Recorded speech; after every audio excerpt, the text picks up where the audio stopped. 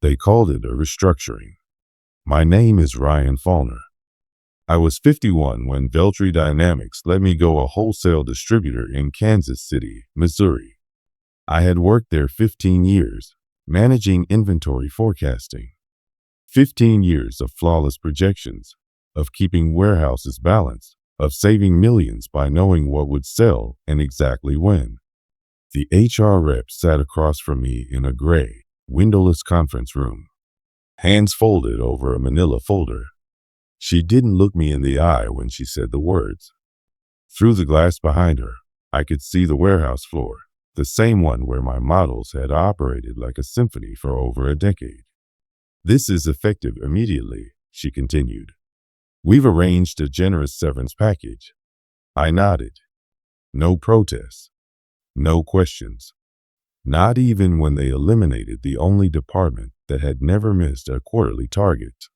She looked thrown by my composure, like she expected resistance. I asked one thing. Who's handling forecasting now? She cleared her throat. That responsibility will fall under our new VP of Operations, Trevor Hamilton. He brings strong credentials in supply chain optimization. Trevor Hamilton. The name wasn't unfamiliar. Mid-30s, business school pedigree, sharp dresser. For 3 months, he'd been walking the halls, poking into processes, calling our methods outdated, suggesting disruptive alternatives to predictive analytics. I see, I said. She pushed the severance documents toward me. The payout was reasonable, 3 months of salary plus full benefits. They wanted it clean. Quick. I signed the papers without scanning the details. Heading back to my office, I passed Trevor's temporary setup. He sat surrounded by stacks of my reports, my data, my metrics, my life's work. He glanced up, gave me a polite nod. Cool, professional, oblivious to the fact he was dismantling the framework that had steered this company through economic storms. I boxed my things. A coffee mug from my daughter. A framed photo of my late wife, Rebecca. The cactus I'd somehow kept alive on the windowsill. Everything else, the systems, spreadsheets, forecasts, belonged to Veltri.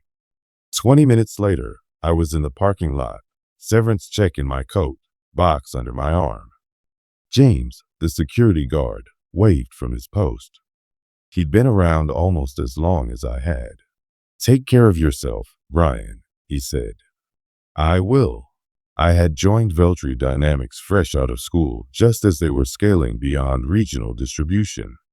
Supply chain management was my degree, but numbers had always been my real strength, patterns, anomalies, connections no one else saw. My first mentor was Harold Morse, the forecasting lead back then. He was old-fashioned, trusted gut feeling and seasonal trends. His methods barely held up. The company constantly had surplus stock or ran dry on essentials. I started working evenings, building layered spreadsheets that included not just sales data, but macroeconomic factors, local weather, demographic trends, even competitor actions. Harold began to trust my predictions. When he retired, I took over. In my first year, turnover jumped by 30%. Dead inventory dropped below 2%.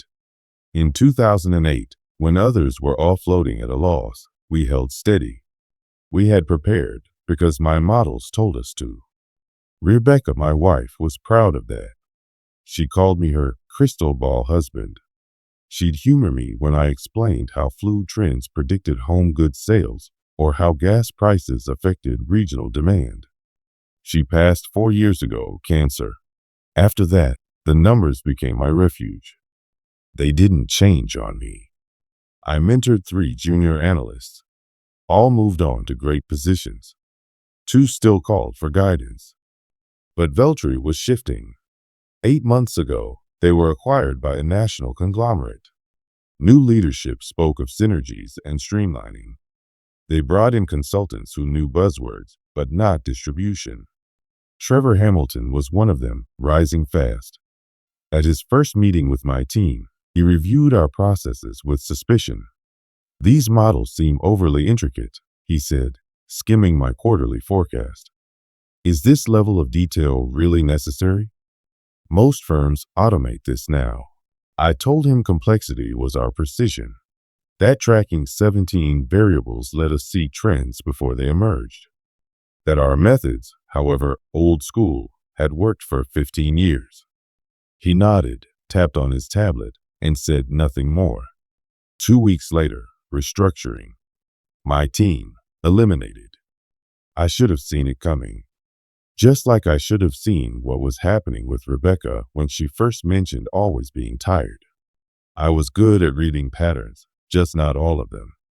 The call came on a Thursday afternoon, 6 months after I was let go. I was home, working a freelance gig for a small regional distributor. Ryan, this is David Kellerman, Veltry's CEO. In 15 years, he'd only called me directly 3 times, twice during major crises, and once to commend our record low inventory variance. Mr. Kellerman, I said. Ryan, I need your honesty. Did you prepare forecasts for April through September before you left? I leaned back. Yes, sir. I always work 2 quarters out. Should be in the shared drive. I was afraid of that. Long pause. Ryan, we have a serious issue. Trevor made massive purchasing decisions that conflict with your recommendations. We're sitting on $4 million in inventory we can't move. I felt the words settle like frost. Not shocked, just confirmed. What kind of inventory? Outdoor furniture, garden gear, summer sporting goods. Trevor predicted a post-pandemic surge in lifestyle spending. He tripled our orders. I said nothing. My forecasts had shown the opposite, a 15% dip due to rising economic strain and evolving consumer priorities. I'd recommended scaling back seasonal stock by 20%. Ryan, do you still have those forecasts? Yes. Every model, every report, saved on my personal laptop. Not to use. Just to keep a record of what I'd built. Yes, I have them. Can you send them? If they're accurate, if they confirm this, there will be consequences. I stared at my screen. The current project could wait. This was bigger. I pulled together the files, full reports, economic models, algorithmic matrices, everything. My email was brief. Mr. Kellerman. Attached are the April-October forecasting models, finalized 2 weeks before my departure. They include a 20% reduction recommendation for seasonal outdoor inventory. Let me know if you need clarification. Best. Ryan Fallner. I hit send at 4:17 p.m. At 6:22, my phone rang again. Ryan, David said, I've been reviewing your models for hours. They predicted everything. Category breakdowns, regional fluctuations, spot on. Did Trevor even see these? I don't know. Our IT says the directory was never removed. He had access. So he chose not to use them. Worse, David said. He dismissed them. Emails show he called your methods overly cautious and misaligned with emerging markets. He persuaded the purchasing team to follow his projections. I said nothing. Let the weight of it hang. I'm looking at a sheet Trevor made in April, David continued. He projected a 40% rise in outdoor goods based on social media sentiment and lifestyle trend data. Did you ever include that in your models? I tested it. Social media trends are unreliable at wholesale scale. They fluctuate too much and rarely convert into real purchases. That's exactly what your notes say. He clearly didn't read them. Trevor hadn't just ignored my data.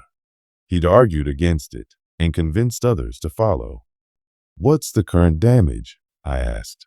Warehouses in 3 states filled with off-season inventory. Garden supplies expiring. Sports gear no one wants. Trevor's scrambling to offload at discounts, but we're bleeding.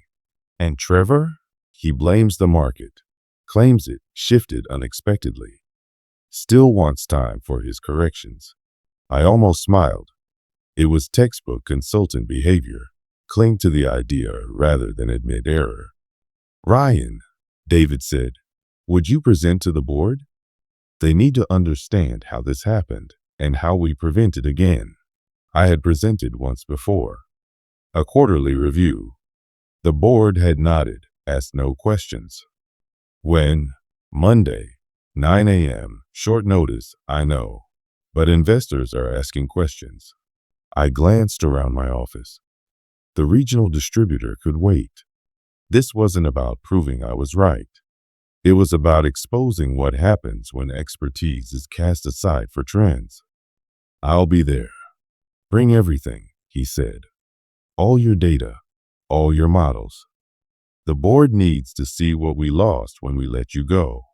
That weekend, I prepped my presentation and started digging into just how deep Veltry's problem had grown. I still had a few connections inside the company, and with a couple of discreet phone calls, I learned things David Kellerman had conveniently left out. My former assistant, Jennifer Walsh, agreed to meet me for coffee Saturday morning. Jennifer had worked with me for 3 years before she moved into the accounting department after my role was eliminated. Ryan, I tried to tell them, she said as she stirred sugar into her coffee. When Trevor started placing those massive purchase orders, I pulled up your old forecasts and flagged the issue to my supervisor. I told them your data projected the exact opposite trend. What happened? I asked. Trevor found out I was questioning the plan. HR called me in for undermining department initiatives and not aligning with new leadership. I nearly got written up. Jennifer leaned closer, lowering her voice. But that's not the worst of it. Trevor didn't just ignore your projections. He actively told people to avoid them. He claimed your models were outdated and said anyone referencing them would be reassigned. This changed things. Trevor hadn't just disregarded my work, he had suppressed it. Who else knew? I asked. Most of the purchasing team. Some warehouse managers too. They kept raising questions when all that outdoor furniture started arriving in March. Tony Vega from Phoenix even called me directly. He said his facility was running out of space. I remembered Tony, solid manager, great at reading local trends. If he was worried, the issue was real. Did anyone escalate it? Trevor shut down all feedback meetings, Jennifer said. He claimed the new system didn't need input from the floor and that questioning his projections showed a lack of loyalty. I leaned back, taking it in. Trevor hadn't just made poor decisions. He'd created a culture where dissent was punished. Jennifer glanced around the caf, then pulled out her phone. I probably shouldn't show you this, but I took screenshots before your files were scrubbed from the drive. They deleted my files? Last month, Trevor said they were taking up server space and confusing staff. But I saved the important spreadsheets. She showed me her phone. Email threads from April and May. Subject lines like inventory overflow, Phoenix, and forecasting clarification needed. Every message raised valid concerns, and every reply from Trevor was dismissive and bureaucratic. One email from Tony Vega stood out. Outdoor furniture inventory is at 340% of expected levels. Historical trends recommend cuts, not increases. Please clarify methodology. Trevor's reply? Current models are based on advanced analytics. Concerns should be directed through formal channels. Please do not question procurement strategy. Did Kellerman see these? I asked. No, Trevor reported directly to the execs. Kellerman only saw summaries. I finished my coffee, suddenly aware that Monday's board presentation would be far more significant than I had thought. This wasn't just about bad forecasts. It was about silencing expertise and punishing accountability. Jennifer, would you give these emails to Mr. Kellerman? She nodded. I printed them out. I was hoping someone would finally ask the right questions.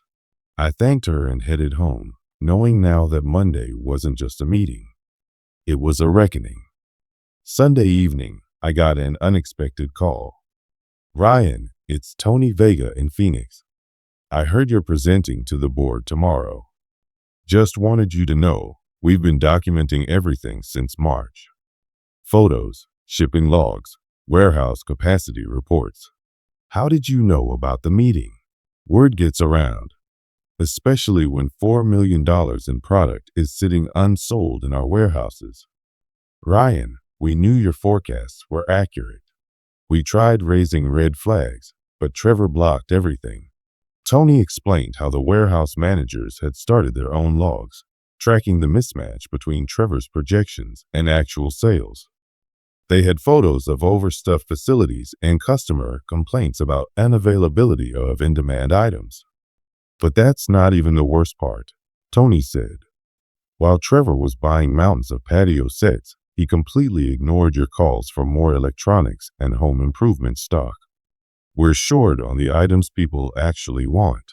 So it's both overstock and understock? Exactly. It's a nightmare. We've even had major clients threaten to drop us because we can't fulfill their core orders. I scribbled notes, realizing the damage went beyond dollars. It was about lost trust and missed opportunities. Tony, would you and the others present your findings to the board? We already compiled a report. Data, photos, everything. We were just waiting for someone to listen. After the call, I spent the next 2 hours revising my presentation. This wasn't just a case study in forecasting. It was a breakdown of communication and leadership. I structured the board presentation in 3 sections. First, a walkthrough of my forecasting model with examples of how it had steered the company through volatile periods. Second, a side-by-side comparison of my final projections and Trevor's purchasing choices. Third, the operational fallout, warehouse data, customer impacts, and lost sales. Monday morning was cold and gray. I put on my best suit, the one I wore to Rebecca's funeral, and drove to Veltri Dynamics HQ for the first time in 6 months. The building looked familiar, but everything else felt different.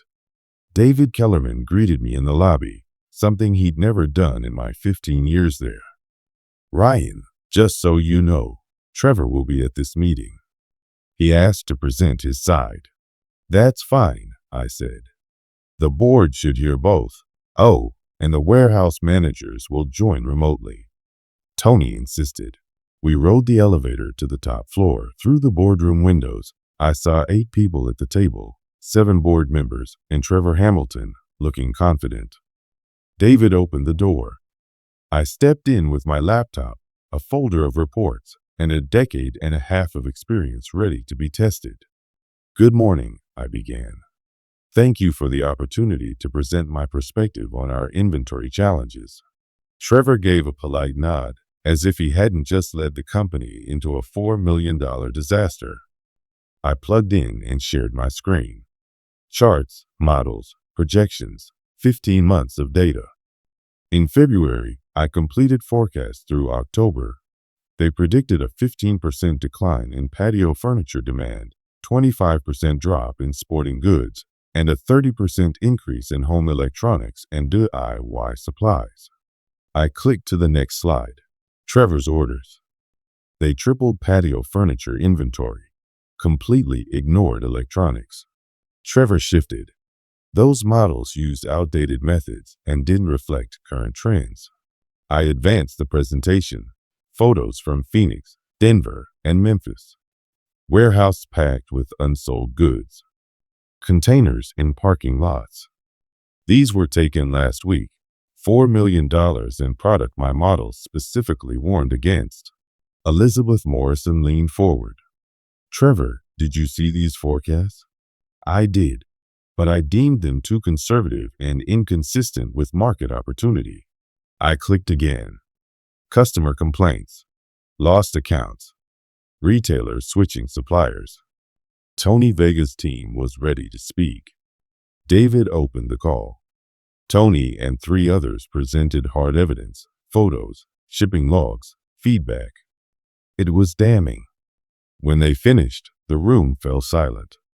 Chairman Jenkins turned to Trevor. Do you have a response? These are short-term adjustments. Trevor said. They couldn't have been foreseen using legacy models. I opened my laptop again. Actually, they could. We've seen identical patterns in 2008, 2015, and 2019. Economic uncertainty reduces discretionary spending and boosts home improvement demand. Elizabeth asked, if your model had been followed? Based on actual sales, I said, we'd be up $1.20 to $2 million instead of down $4 million. Trevor opened his mouth, but Jenkins raised a hand. We've heard enough. Trevor, please step out. Trevor packed up and left the room. The board voted unanimously to terminate his employment. They also instructed legal to explore liability for his willful neglect of established procedures. Ryan, Jenkins said, we'd like to offer you the VP of Operations role with full control over forecasting and inventory. I looked around the room, faces that had barely acknowledged me before, now waiting on my answer. I appreciate the offer. I'll need some time to consider it. Of course. After the meeting, David walked me to my truck. Letting you go, he said, was the biggest mistake we've made in 2 decades. I drove home through Kansas City traffic, thinking about the future, VP, full authority, a chance to build something stronger. 2 weeks later, I accepted. My first move was reinstating my full forecasting system. Second, I created a mandatory operational review process to ensure no voice would be silenced again. Jennifer became my assistant manager. Tony was promoted to director of warehouse operations. Together, we rebuilt the internal systems Trevor had sabotaged. The $4 million in excess stock was eventually liquidated at a 60% loss. Trevor? He found work at a Chicago consulting firm, still giving advice on supply chains. I kept the email from the day David called, not for validation, but as proof. Expertise matters. Experience matters. And sometimes, numbers speak louder than words.